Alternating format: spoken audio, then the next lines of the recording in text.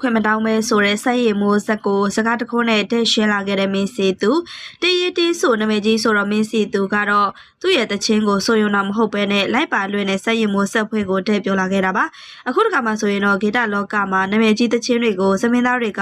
ခွင့်မတောင်းမဲယူသုံးခဲ့တဲ့ပြဿနာတွေကတော်တော်လေးကိုမှကြီးမားလာခဲ့ပါတယ်အထူးသဖြင့်အောင်စဘူးစိုက်ရည်မိုးစတဲ့စပွဲတွေဟာပရိသတ်တွေစီကနေတညကိုငွေသား300ချီထောင်ချီစုချခံခဲ့ရကတမိုးကြီးရဲ့နာတွေစုချခံရပေမဲ့လည်းစတိတ်ရှိုးမှာဆိုတဲ့တခြင်းတွေအတွက်ငွေရင်းအဆိုတော်တွေတေးရေးတွေမူပိုင်ချင်းမပေးဘဲနဲ့ကိုဆိုချင်တယ်လို့မျိုးဆိုနေတာကြောင့်မင်းစီသူကတော့ယခုလိုမျိုးပြန်လဲပြောဆိုခဲ့ပါတယ်ဒီလိုမျိုးခွင့်ပြုချက်မယူဘဲနဲ့တေးတေးဆိုမင်းစီသူကတော့မင်းတို့တော်အလုံများနေလားဆိုပြီးတော့စိုက်ရည်မိုးစက်ဖွဲ့သားတွေကိုဒေါသနဲ့မေကုန်းထုတ်ခဲ့တာပါသူရေးဆိုထားတဲ့ဘာယာနတိတခြင်းကိုလည်းစိုက်ရည်မိုးဖွဲ့သားကလူရှင်တော်တွေကလည်းပြန်လဲပြောဆိုခဲ့ပါတယ်တေးတေးဆိုမင်းစီသူကလည်းလူရှင်တော်များဆိုပြီးတော့တီဆိုထားတာကိုတွေ့ခဲ့ရတေးမင်းစီသူကတေးဆိုလူရှင်တော်များဆိုပြီးတော့တီဆိုထားတာကိုတွေ့ပြီးဝယ်ထားတယ်လို့အဲ့လိုအထာနဲ့ရေးတာလားဖုန်းဆက်အကြောင်းချဖို့တော့မှမင်းတို့မအားဖြစ်နေလားဆိုပြီးတော့ပောက်ကွဲနေခဲ့ကြတာပါဒါကြောင့်မလို့လဲပရိသတ်တွေကတော့ဒီကိစ္စမှာစိုက်ရည်မိုးဇက်ကအပြည့်အဝတာဝန်ရှိကြောင်းဇက်စရာအောင်ကျော်ထိုးအနေနဲ့ဒီလောက်ပတ်ဆိုင်ရနေတာတော့စိုက်ရည်မိုးဇက်မှာဆိုမဲ့တခြင်းတွေကို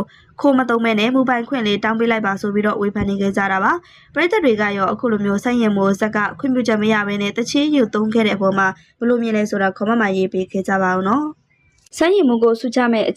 စိုက်ရည်မိုးကိုစုချမဲ့အစားလူလိုက်ပါလားဆိုတဲ့အဖွားကြီးတွေကိုခုလိုမျိုးတုတ်ပြန်လိုက်တဲ့တိုးအောင်အခုလက်တလုံးမှာတော့ဇသမင်လောကမှာဘဝကွယ်အောင်မြင်နေကြတဲ့အပြုံးမင်းသားလေးစိုက်ရည်မိုးကိုတော့အားပေးဝိုင်း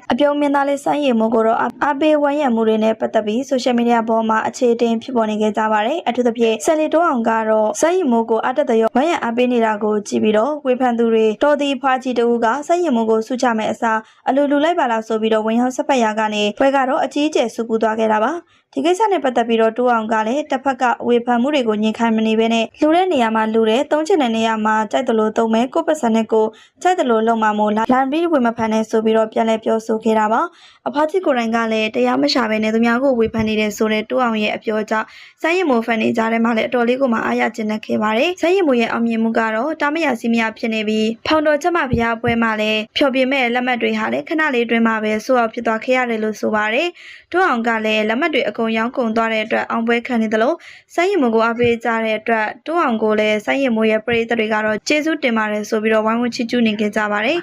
မနာလိုတဲ့သူတွေဘလောက်ပဲဝေဖန်နေပါစေအပြုံးမင်းသားစိုင်းရည်မိုးနဲ့သူ့ကိုဝိုင်းရံပေးနေတဲ့တိုးအောင်ကတော့အောင်မြင်မှုမှတ်တိုင်တစ်ခုကိုဆက်လက်ဆက်ထူနေစေလည်းဖြစ်ပါတယ်